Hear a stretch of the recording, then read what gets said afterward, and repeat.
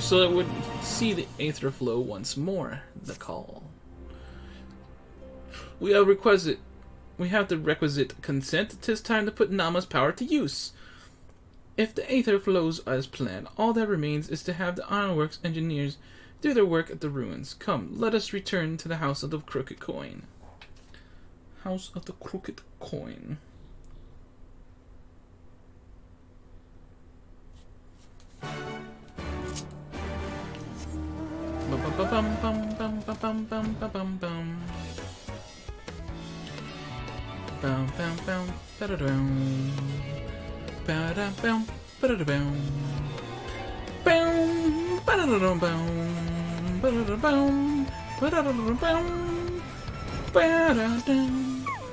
Okay. I shall begin at once. You may wish to step back. But why? Why would I want to step back? I just want a front row seat, man.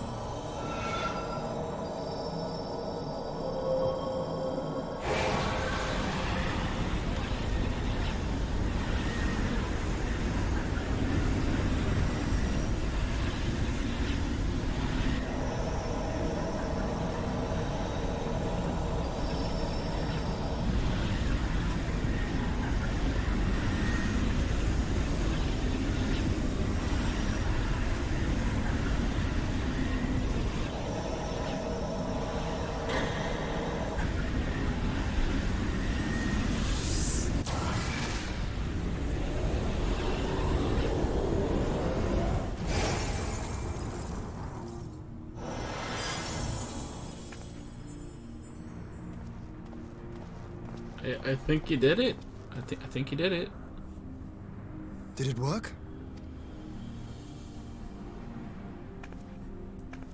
It did. Ether may flow freely to the burn once more.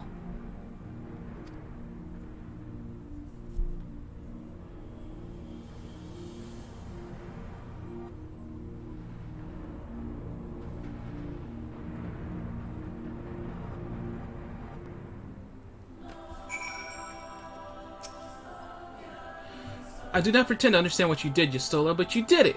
Thanks to you and Firemac, of course, we have taken monumental steps towards securing our defenses. Now, as much as I believe a rest is in order, we should probably make haste back to the Enclave. Agreed. The others may have already returned from their missions, and I would know how things stand. As would I. Without further ado then...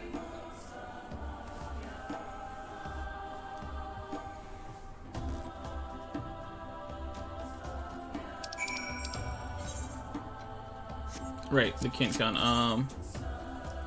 To Domin Enclave.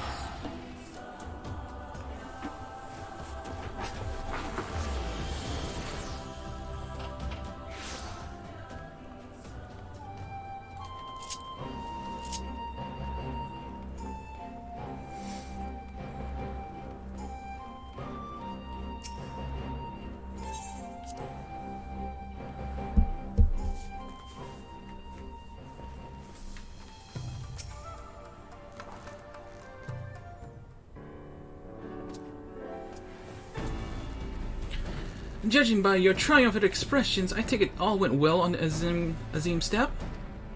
Indeed, we have secured suitable source of energy for the Aether. With a barrier, I mean.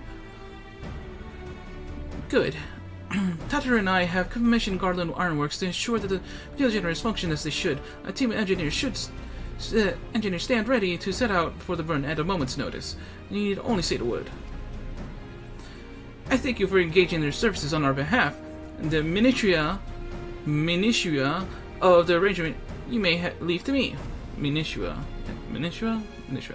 which just leaves the small matter of our alliance. So, Yugiri and Hakudo, how fared you with our neighbors?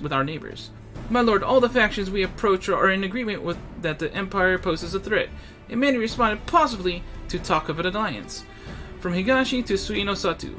However, we received outright From Hingashi and Suinosatu, however, we received outright rejections. The former will not break its treaty with the Empire, and the latter will not involve itself in conflict. Just as we expected, then. Well, there is not to be done about it. We must focus on the rest. To each of the nations that were amenable to an alliance, I will personally send a missive. And once I have attended to that, I believe we will have done everything we can to fortify Doma's defenses. For the time being, at least. All of which means I may leave for the meeting in Alamigo with a lighter heart. Yugiri, Hakudo, if you would be so kind as to hold the fort in my absence. That's right, that's this thing we were trying to do from the get-go. My friends, we could not have achieved so much in so little time without your help. For that, I give you my heartfelt thanks. Till the meeting, then. I took the liberty of asking Thancred to attend us as well. He should have arrived in the Alamedan Quarter by now. Then let us not keep him waiting, shall we?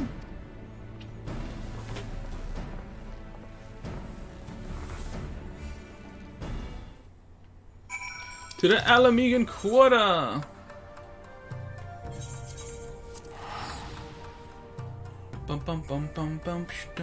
Oh!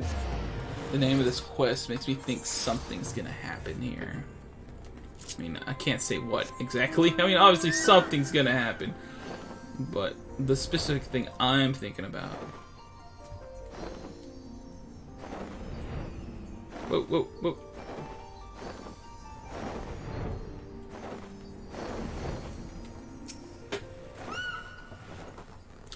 Yustola has told me all, and I duly told Uranje and Kral. Kral in particular was concerned about Alphino, but I assured her that everything that can be done is being done. She agreed to continue with her own task for the time being on the condition that I can contact her the moment there's any development. So that leaves the four of us to attend the council. Arenvold is here to assist with the security. Incidentally, though, the poor lad seems altogether too distracted for the task. Another one missing Alphino, I expect. But it's almost time. As soon as you're ready, present yourself to the guardsmen at the palace entrance. I shan't be far behind. The Science of the Seventh Dawn. Welcome to Alamigo. The Alliance leaders have already arrived, and I show you to the meeting chamber. Upon proceeding to the royal palace, several cutscenes will play in sequence. It is recommended that you set aside sufficient time to view the scenes in their entirety. But of course...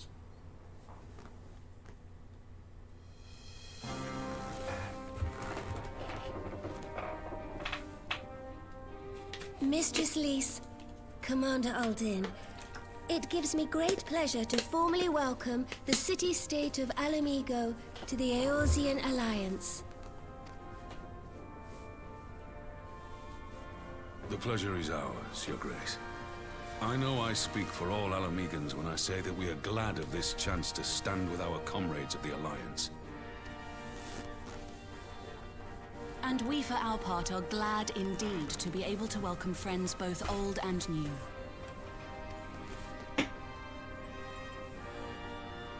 Lord Hien of Doma, at your service. Pray, accept my heartfelt thanks for your generous invitation. Nay, 'tis we who must thank you for journeying so far.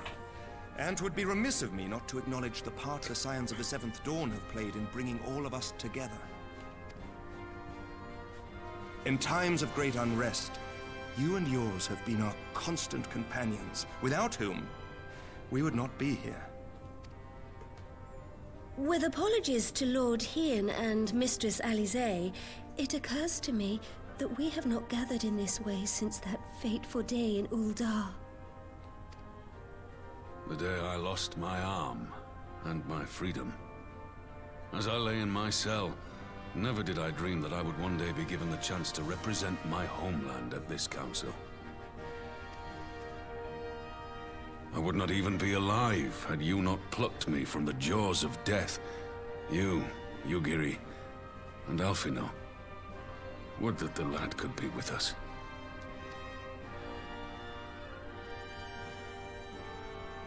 I too owe my presence here to Alphino, in so many ways. Until such time as he returns, I mean to carry on his good work as best I can.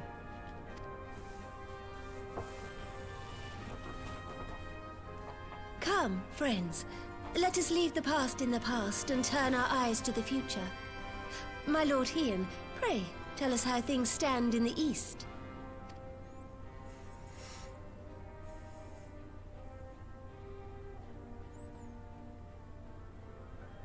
So much to tell, so little time, that all must be silenced out. Having heard the rumors of dissent in Garlemald, I dared to dream of a peaceable solution. The Empire will not so easily change its ways. If the Garleans have a mind to take back Doma and Alamigo, we'll be hard-pressed to stop them, even with the might of 6 nations. But while we lack the strength to fight the tide, a course may yet present itself, if we read the winds aright. The winds suggest but one course to me. One which leads from the sea unto the river and thence to the source of all our woes. The Ascians. Indeed. All here have felt their blighted touch. It was the bringers of chaos who nurtured the Archbishop's tyrannical ambitions. They who bestowed upon him the secrets of summoning, as they have so many others before and since. And while they remain, we shall know no peace. Our objective is clear. The question is how to achieve it. That our enemy parades about in Xenos' skin poses problems in itself, but ere we get to them, how are we to infiltrate the Empire and get close enough to strike?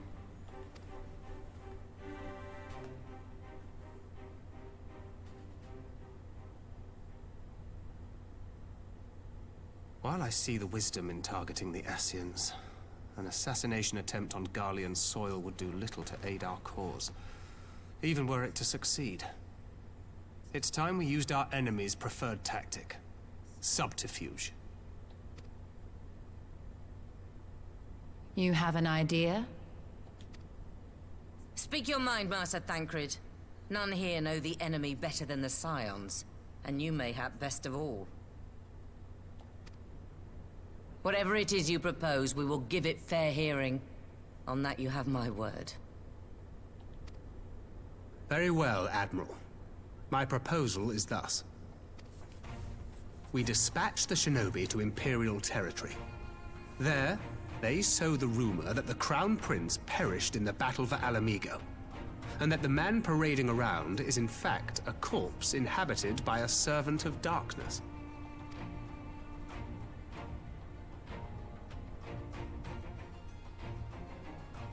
Well, It's not really a rumor, it's it does real. have the ring of truth about it. And were the Garleans to learn that their future ruler is a puppet, the Empire would be shaken to the core. But at the risk of sounding stupid, would they actually believe such an unlikely story? I didn't. Ordinarily not. But prior to his miraculous recovery, rumors of Xenos' death had already begun to circulate around the Empire. Ultimately, however, what the masses believe is not our chief concern. Our true objective is to create an opening for rival factions within Garlemald to exploit. Just as a war of succession erupted in the wake of Emperor Solus's death.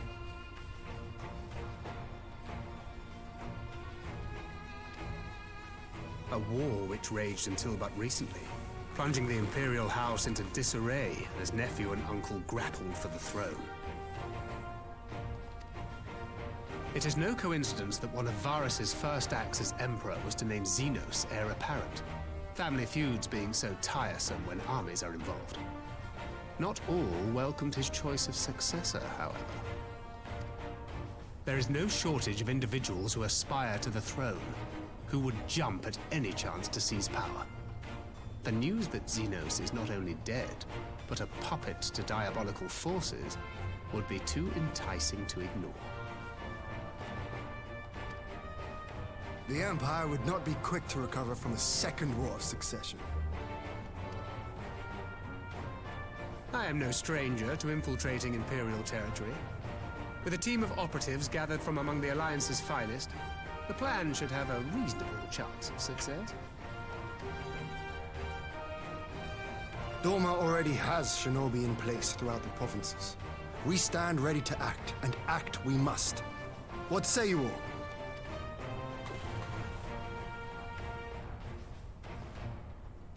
I'm for Master Thancred's proposal. We shine a light upon the Ascian and test the Empire's unity. 'Twas his plot that scuttled Doma's negotiations, was it not? Why then, if we can eliminate him, there may yet be a chance for peace. Let us wage this war of subterfuge, that we may one day lay down our arms. Gods know we never will while the Ascians remain.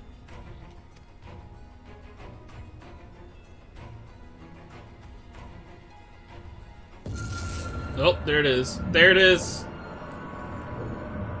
That way. Sorrow.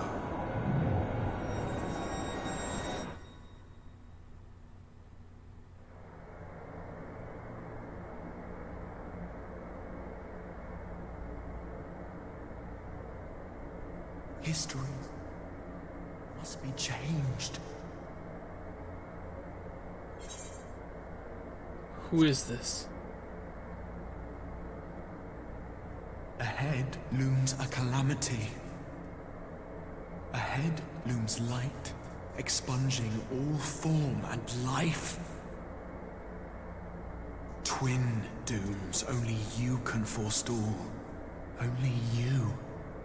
What's the matter?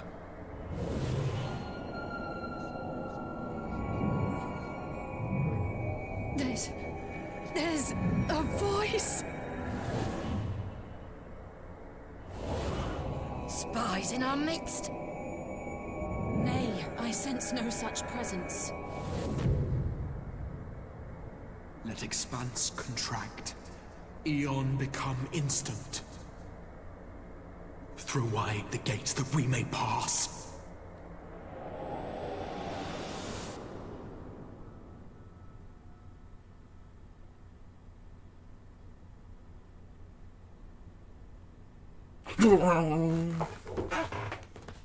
Just want to help the headache, right, guys? Is it over? Master Thancred!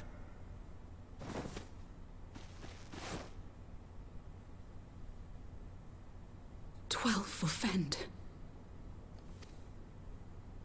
Bear him to a private chamber. Have every healer make ready. Swiftly!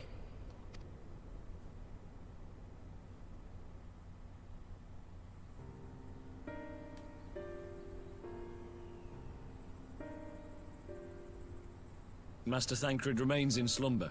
Though his vital signs appear stable, he's unresponsive. What could have done this? And why just him and not the others? I'm afraid we could not identify the cause, my lady. Our examinations revealed no wounds, nor the presence of any poisonous substances. Gods, that only makes it worse. You're to let us know the moment there's any change, all right?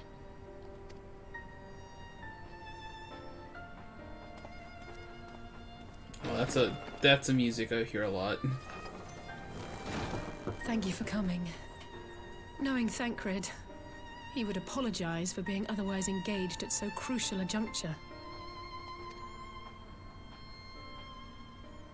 In gifting us a course of action, Thancred sowed the seed of all that is to follow. We have but to nurture it as best we can. To him, I would say, rest easy, that he may wake to enjoy the fruits of our labors. Now, the matter of the mysterious voice must not be forgotten. Will you tell me exactly what happened? Alize and I heard a voice in the moments before Thancred collapsed. It was accompanied by a severe headache, as if something were clutching at our minds. Did you experience the same thing?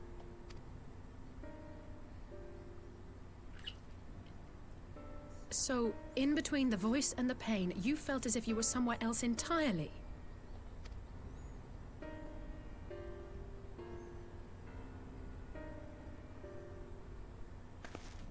Your testimony confirms my suspicion. That which you experienced was, I believe, Your soul being plucked from your flesh. Called. Called? I myself examined Thancred. Reach out as I may, I could not sense in him the spark of life that is his soul.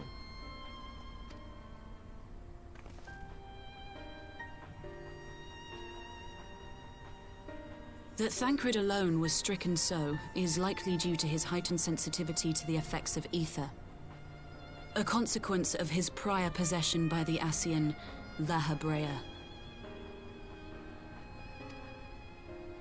The owner of the voice, whoever it may be, reached out to you, called your souls, and in so doing, caused you and yours such pain.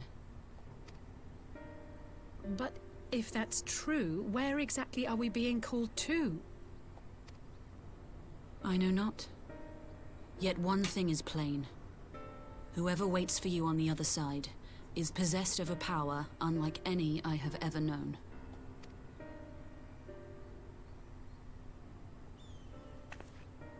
Forgive us, Lys, but may we leave Thancred in your care for a time?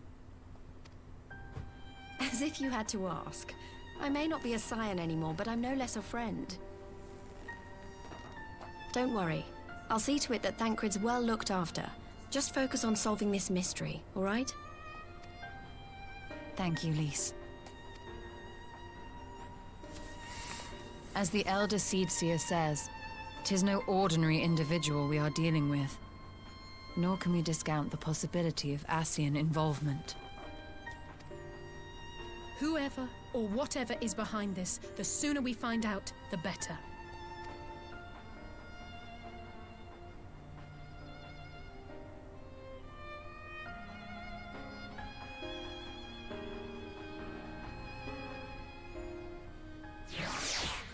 Woo! Okay. That was definitely a lot of scenes. I just tried to call Udon J on his link pearl. He didn't respond, but I dare to hope that he possesses some knowledge we do not. Ah, Udon J! Something happened during the meeting. Thancred's collapsed. A disembodied voice suddenly started... What? But that's... We should talk about this in person. Alright, we'll meet you there. That was Udon J. He heard the voice too. In Thanalan? As we alone were reflected at the meeting, I had my suspicions, but if the voice also spoke to Udon J, there can be little doubt the science were targeted specifically. By whom and what end is the question, one of which we must find an answer with all possible haste. Woo! Yeah, I learned to endure. Prelude and Violet. Alize is eager to rendezvous with Udon J. Udon J agreed to meet us in the Rising Stones. If any others have heard the voice, we'll find out soon enough. Alright, let's go. Good luck, and as you get back to the meeting of the Elder Seedseer, but if there's anything I can do, anything at all, you must let me know, alright? Promise me.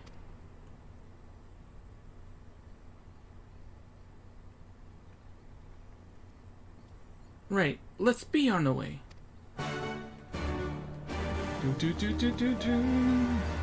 Oh, it's taking me immediately. Just what I like to see.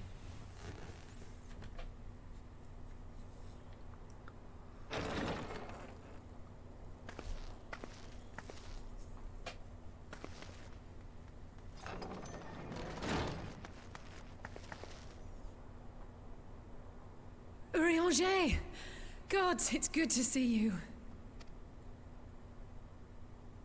Would that our meeting were under happier circumstances. I judged the voice sufficient cause for concern even before you sent word of its effect on our comrade.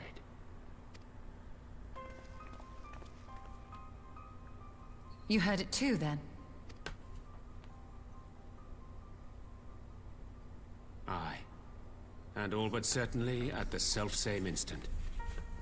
Alas, pained as I was, I could make little sense of what few words did then reach mine ears.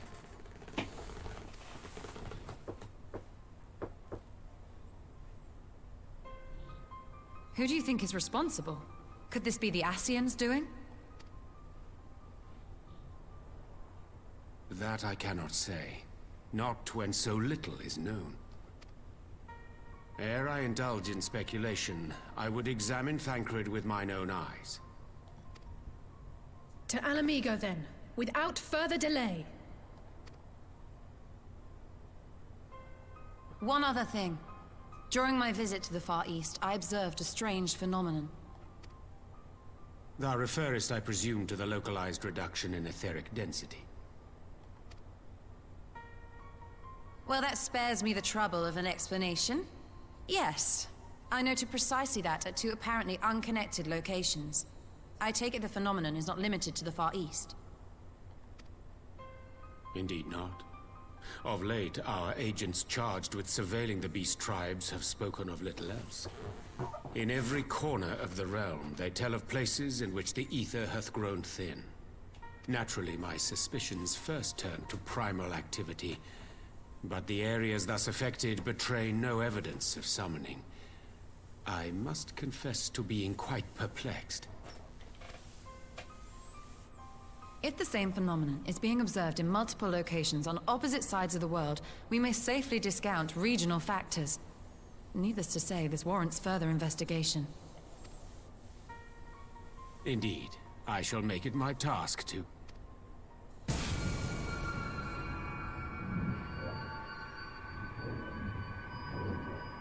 The voice. It calleth to me once more.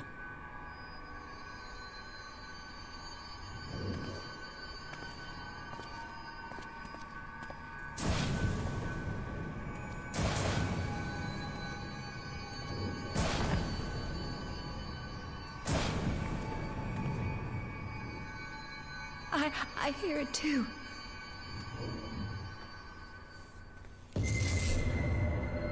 Only you. Only you. No!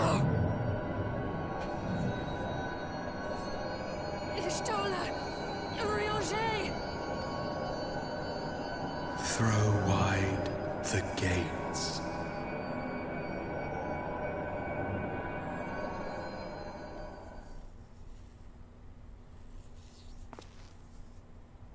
No! No, this can't be happening!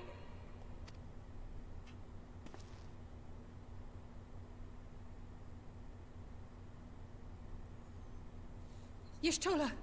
Urianger! Open your eyes!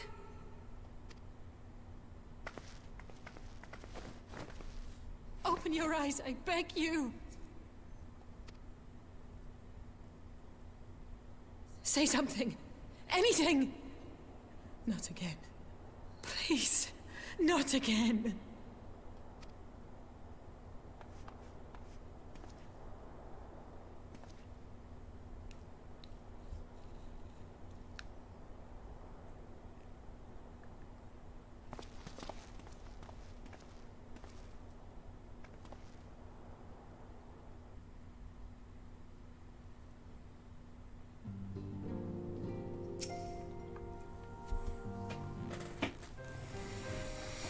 Forgive me, that was an unseemly display. It happened before your very eyes, my lady. None here would have behaved any differently. We have borne the two of them to a private chamber. But tell me, is it true that Master Thancred languishes in a like state in Alamigo? I'm afraid so, though given the circumstances, it would seem best to observe them together. I will send word to Lise that he should be brought here. Take heart, my lady. The world's full of scholars and knowledgeable folk of every persuasion. Some out there is bound to know what ails our comrades, and how it may be cured. Thus will we rouse them, no matter what. That we will, or Hori, that we will. But first things first, our comrades will have questions. May I ask that you explain the situation to them? I must attend to a private matter.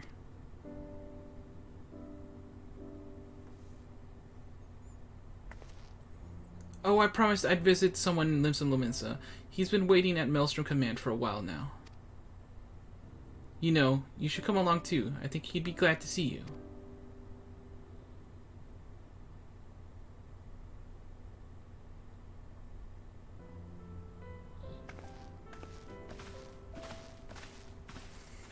Woo!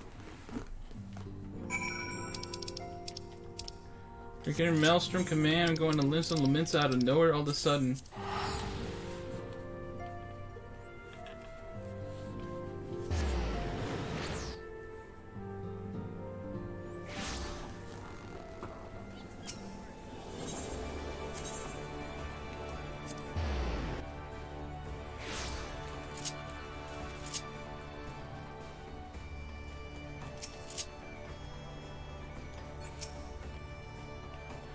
You've probably guessed, it's Gabu we've come to see. The private here will bring him out to us.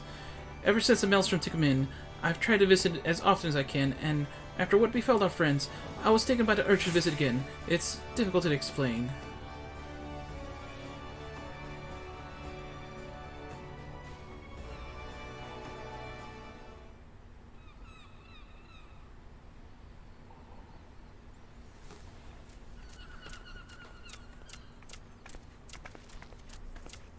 Here he is, my lady.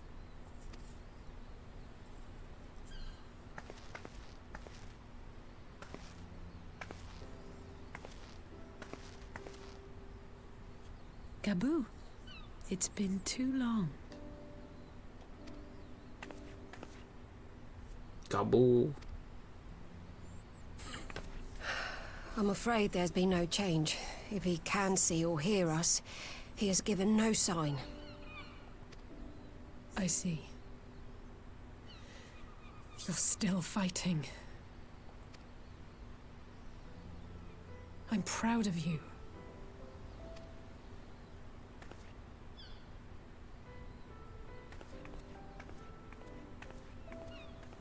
We promised that we would come and visit you together, didn't we?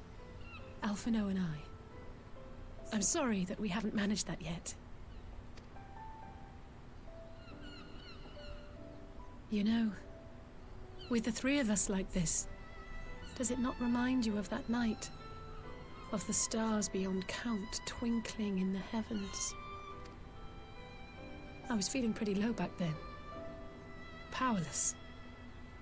But I knew that my brother was close by if I needed him, and that the others would be waiting for me back at the Rising Stones. Not like now.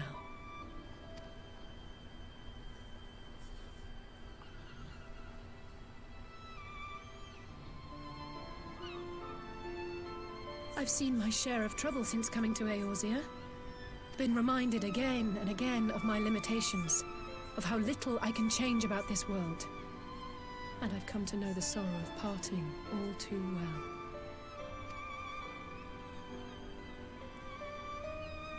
But to have the people I hold dear struck down before my eyes, and be powerless to help them, that I cannot bear.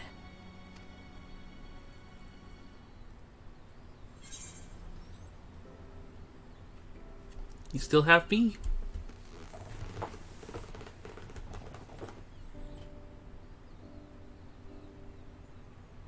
And for that I am grateful. I don't know what I would do without you.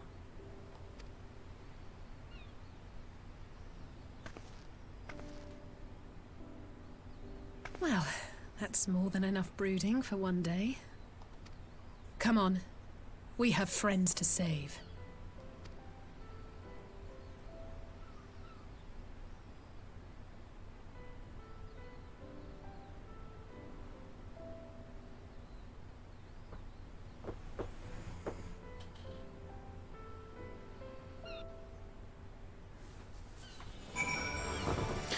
Oh, okay. Let's return to the Rising Stones and take it from there. Thanks again for agreeing to come. It meant a lot to me.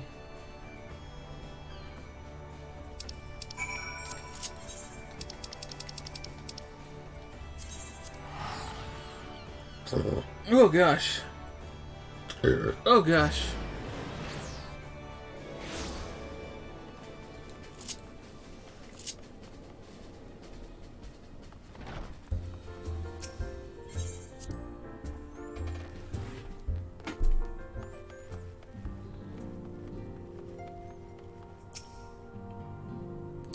I did something on the way back here, and I think Hori's right. We need to seek outside help. Ordinarily, we would turn to our own experts on such matters, but they're both among the stricken. I will begin by reaching out to the myriad guilds and research institutions here in Eorzea. Additionally, Grandfather and Minfilia had a wealth of connections between them, and I mean to explore those avenues too. We'll find a way to save everyone, mark my words. Much and more has happened in recent days. Some of it good, some of it not so. But all around me, people continue their fight. From the shinobi who search for Alphino and to the Alliance members who make ready to move against the Empire, they march in on the face of a great adversity, bearing heavy burdens. Everyone is playing their part, and so must I. You have your own part to play, I know. It's bigger than most, so I won't keep you. Just promise you'll visit from time to time, and I'll promise I'll have a good tidings to share when you do. Oh my god, these quests just do not end. Meanwhile, in the Imperial Palace. PB voice. I don't feel like voicing someone right now.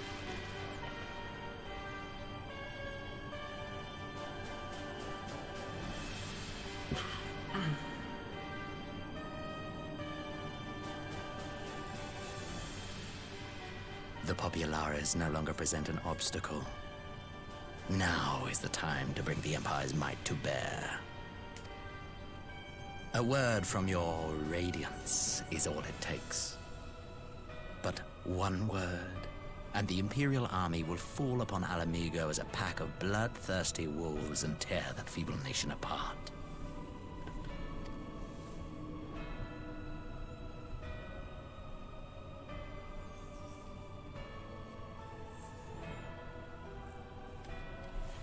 Have you no words for me?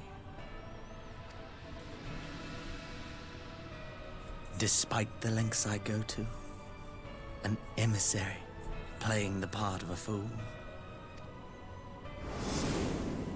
When first I took this face, I swore to use all of my knowledge, all of my power, to further the cause of the Empire. My deeds stand testament to my commitment. And with this adamant flesh at my disposal, I could destroy the Icon Slayer as easily as one might swat a fly. Why do you hesitate?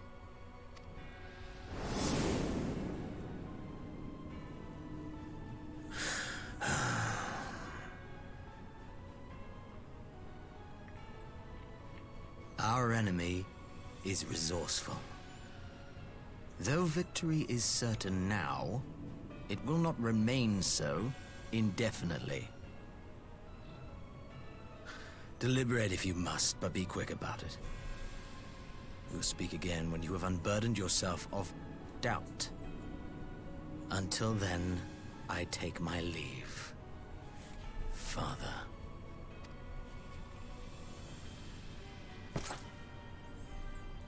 If you haven't put it together yet, the flashback kind of said it, so I'm just gonna say it. It's a little bit. It's a little bit.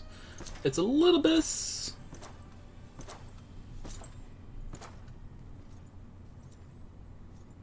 I should be the one to sigh.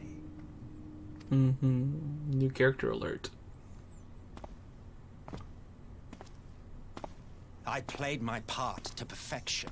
I had earned my rest, and then, thanks to La Habrea's crowning act of idiocy, our favorite emissary sees fit to summon me back.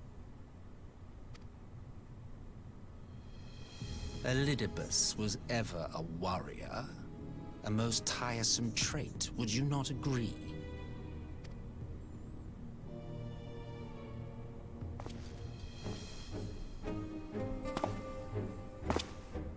What? Have you no words for me either? No matter. I've long grown weary of this mummery. Now, my dearest grandson, let me remind you of your place in the simplest of terms.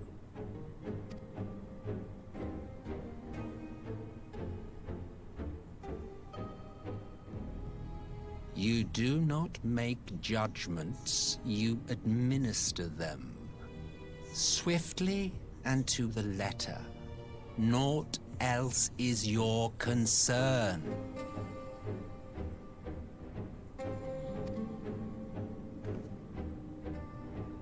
Elidibus may be an insufferable bore, but he is no fool. His choices as emissary seldom err.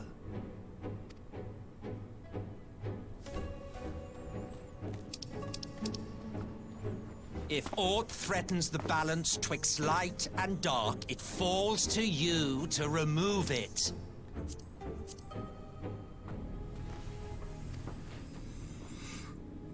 Be it by your own hands or by your armies, you have ample means at your disposal.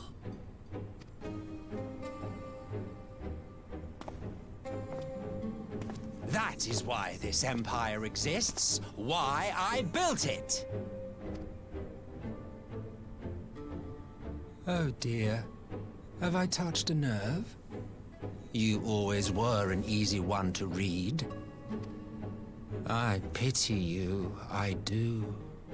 As they say, ignorance is bliss. And I know how much happier you would be not knowing the things you know. The Founding Father was an Ascian, and he created the Empire solely for the purpose of sowing the seeds of chaos.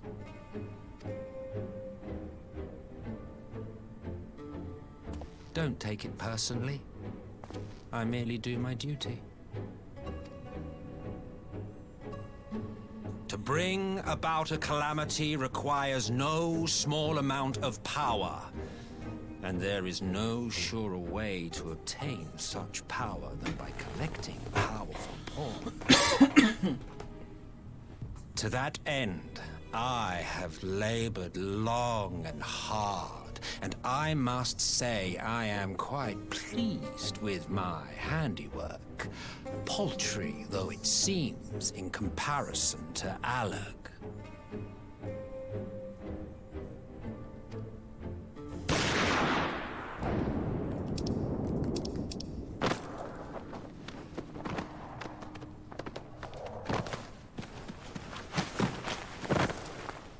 You fiends are overfond of your own voices.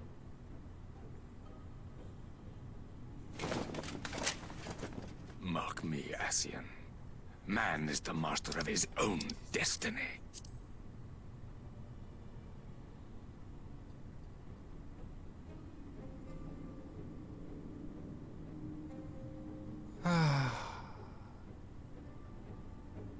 Such a waste of time and energy, both yours and mine.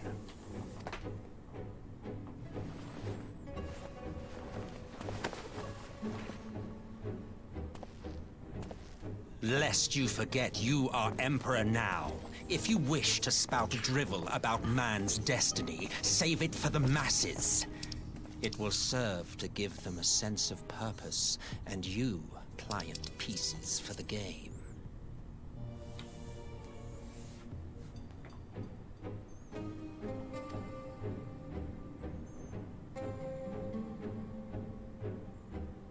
Oh, do stop sulking, boy. You, of all people, should understand. Ours is a struggle to restore both mankind and the world to their rightful state. Viewed thus, our goals are one and the same.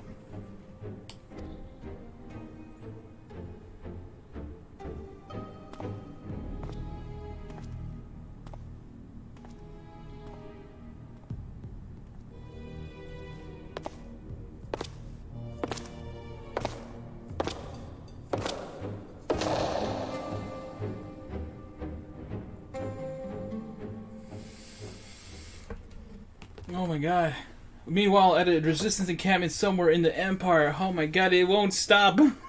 So many cutscenes. Didn't warn you about this one.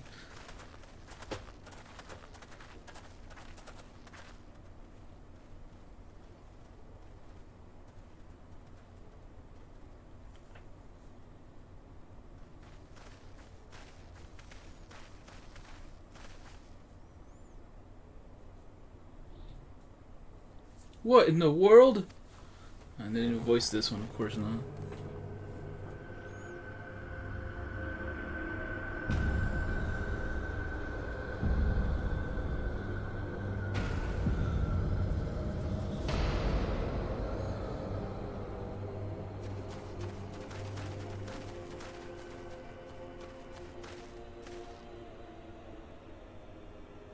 Dead. All dead. Yet I see no wounds, nor any evidence of battle.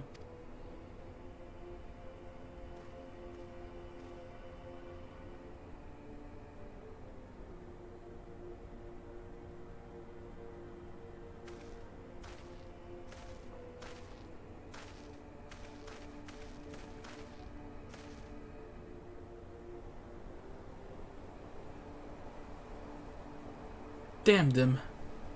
They finally used it.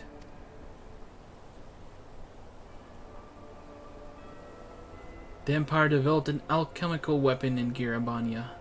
A gas, Black Rose, it was called, and to breathe it is to breathe your last.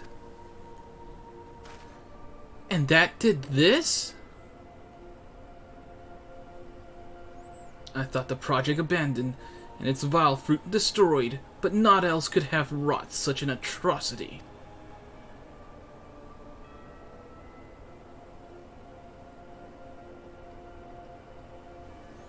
Fools, what do they hope to gain with this butchery?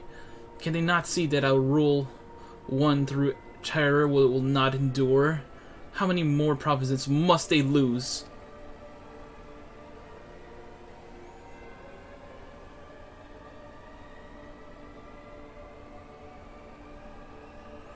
Nay, wait, this is not the work of men, but monsters, the Asians.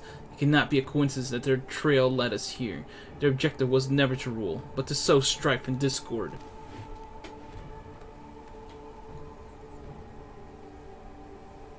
Such a crime does indeed bear the mark of the bringers of chaos. Black Rose cannot be allowed to kill again. We must find the Asians and put an end to their plot.